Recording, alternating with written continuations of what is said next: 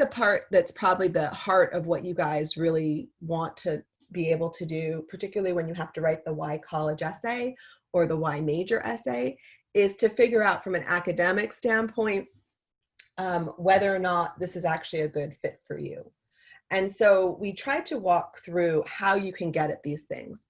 So typically when you're doing a why college essay, you're going to start, and we're going to go over all of this with you. And so if you guys are juniors, this is obviously more relevant because you're going to be writing this, you know, in the next three months or so, or maybe even the next 3 weeks, depending on what your timing is. But for those of you who are sophomores and freshmen, it's really just to get a better sense of what's available to you. But we typically recommend that students start off with an anecdote about themselves, like what you're interested in, what developed that interest, and then connect that interest of that major to a particular school in a very specific way. So right now, what I would recommend you do for those of you who have the, like Michigan has a why college essay, Wisconsin has it, Indiana has a why major essay, Penn has the why college essay, Hopkins, actually Hopkins doesn't anymore, Cornell has it. So a lot of these are gonna have these essays where you're gonna have to be able to identify what you're interested in and why the college is a good fit for you. And so the best way that you could do that is to really understand what the offerings are at that particular school at the granular level in terms of the classes that are offered, the research that's offered, the clubs that are available, all of those things. So how do you do that? So first, you want to look at what are the majors that are just being offered, because depending on the school, so if you're looking at a liberal arts college, usually you're going to have the standard arts and humanities classes. Sometimes you're going to a major, sometimes you'll have business, but not always. But if you look at a school, if you look at, let's look at Michigan. So if you go to Michigan, you have the different colleges that are there. So this is the letters of science, of literature, science, and the arts. So if I click on Michigan here, and I go, you have to be, I'm sorry, let me just go back here.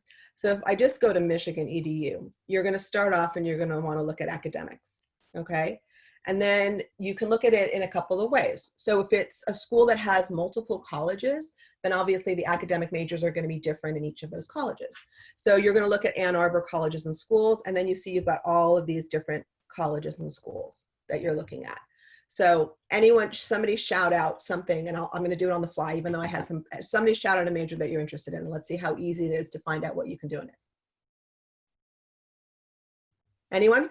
I'm going to help you do your work, so shout out. Public policy. Okay, so here's a minor in public policy. Is that what you were saying? Okay, so here we go. Undergraduate admissions, and we look at course listings. Okay, so now you would look through the course listings and you would see all the different courses that are available in public policy.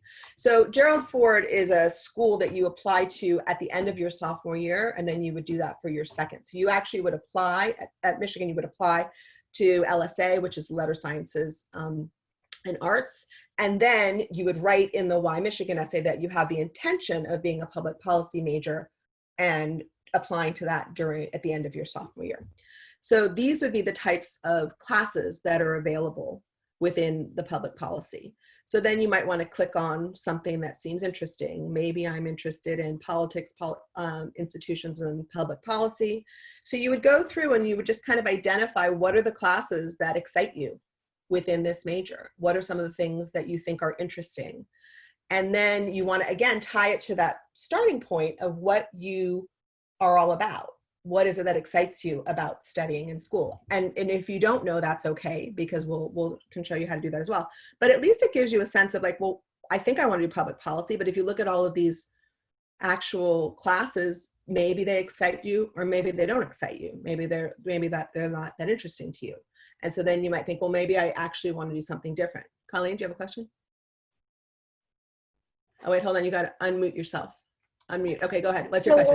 One thing that I think might be helpful too when you're doing this is if you create a Google Doc or something that you can organize it by school or however you want to do it, make a different document for each one. But a lot of times if you just copy the link and you paste it in a Google Doc, so you're keeping track of things, that way when we help you with your supplemental essays and the crafting of everything, it's nice to have those exact places to go. Especially if you're kind of doing it with all of your other coursework and everything else and you're doing it in pieces, that way you keep track of everything and it makes it a little bit easier when you're trying to That's put a good everything point. back together. Because ultimately what you will do for the why school essay is you're going to write the first one, whichever school you're writing it to first. And then you're going to get your template and you're going to kind of have a sense of how that structure is going to work. And then from there, you're going to put in the specifics of each school. So you might not have public policy as a major at another school, but you might have PPE, which is philosophy, politics, and economics, or you might have economics with an emphasis in and sociology, and you might combine those two things together. So it's important to keep track of kind of the granularity of what's being offered at each of the schools, and this is a way that you can do it. Other thing that it's also important that you get it right, because you don't want to say, I would major in public policy if there's no public policy major, or I wanted to get a degree in teaching if there's no undergraduate teaching degree like that. So you really have to be familiar with the academics at the school. You don't want to talk about one specific class that's really exciting to you, but it's only accessible to people in engineering, and you're not an engineer. So you have to really think about what your academics would look like at the school, and make a good story about it. You may think that you want to do a particular major, and then when you actually look at what is required of that major, it may actually not be interesting to you. So for example, I had a student who came to me and said, I want to study, so this is Penn, and it just shows you the different colleges that they have. So she came and she was like, I want to study engineering. She had been at a STEM high school. And I looked at her activities, and all of her activities, while they were STEM oriented, they were all, the thing that excited her about her activities was not the STEM piece of it, but it was the leadership piece of it. And it was the businessy side piece of it.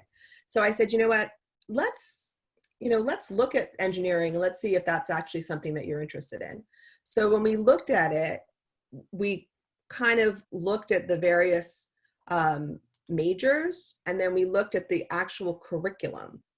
So I said, okay, well, look at all of these different things. Do any of these things interest you? So we looked at, I don't know, is there anyone that, let's say, digital media design? Okay, what is that? So then that will give you a sense. So this actually gives you a video where you can see, or not a video, but just a person, what her activities are, what is she doing, what's the life. So that's another way that Penn does that.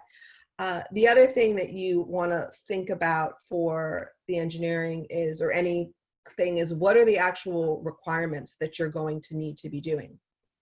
And I think that's important to look at. So if you look at the dual degrees here, there are some dual degrees, but let me just go see, because I have that linked in here. Where did I have my engineering? Oh, here's the course catalog. All right, this was the course catalog for the School of Arts and Sciences.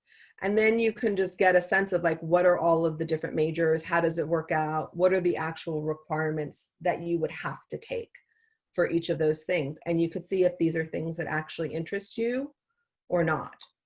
And I think that's an important thing to do now, because you think you might want to do something, but then you actually start looking at what do you actually have to take in those particular majors, and what are the requirements and the core classes that you have to take. And you may find that actually it's not that interesting to you, but something else is much more interesting to you.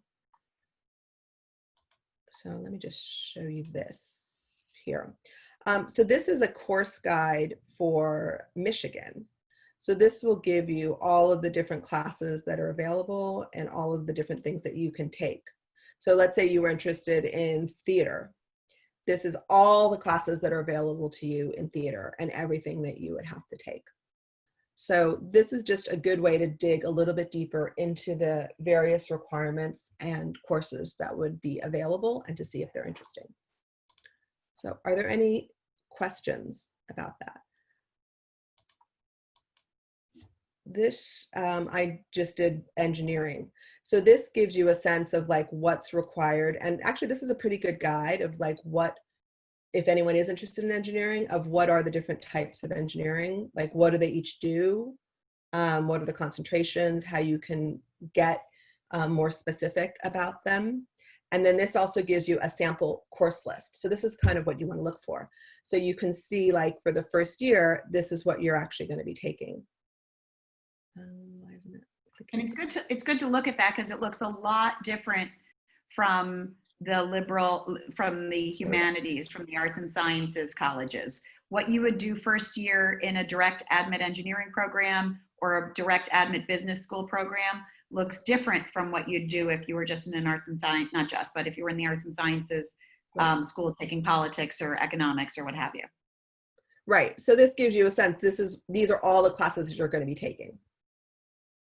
And so that one girl that I was telling you about, when she looked at that, she was like, I don't like any of those classes. I don't want to take those. And then she looked at the Wharton classes and she's like, oh, these seem much more interesting, even though this is Michigan. But the same idea for engineering, you're going to have that. You know, it's going to be obviously more STEM, and then you get a better sense of what you need to be doing. So that's a good thing for you to do right now, is just to look at the specific courses, see how that tracks out, see if it's interesting to you, see if that, you know, and you might have liked one school just because you like the name of the school, but when you actually dig a little deeper into the curriculum, you might find that they have more classes or more types of things that align with you.